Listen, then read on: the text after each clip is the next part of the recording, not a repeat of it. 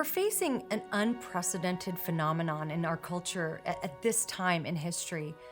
There has never been more information so readily available right at our fingertips about everything from science to religion to the Bible to history to theology to even truth itself. So, how do we wade through all of this information to get at what is actually true?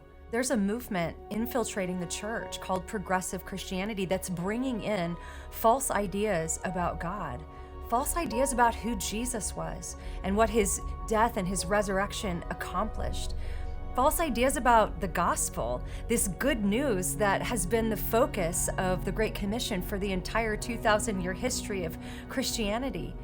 This movement seeks to change the church's ideas about some of these things. So suddenly the Bibles that once sat on our laps as cherished, inspired, authoritative sources for truth are now cast with suspicion. Questions are being asked like, did the historical narratives of the Old Testament actually happen? Did the people who wrote scripture really speak for God? Or were they just giving their best ideas about God that they had access to in their times and places? And so for some, this Christianity has become an embarrassment. Suddenly the idea that Jesus died for my sins casts suspicion on God's character himself by portraying him as some kind of cosmic child abuser. This book is for any Christian who has encountered the ideas of progressive Christianity on their social media news feeds or in books and blog posts and podcasts, and the red flags are flying, but they don't necessarily have language to interact with it. This book will give you language. This book is for the struggling Christian whose beliefs about God are under attack, and they need resources. They don't know where to turn.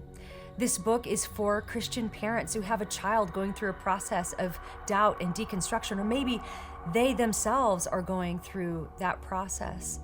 I pray that as you walk through my journey with me, as you read another gospel, I pray that God will use that as a resource in your life to help encourage you, to help strengthen your faith, and give you confidence that the Christianity that you believe in, the Jesus that you have put your faith in, is true, and he's everything that he says he is.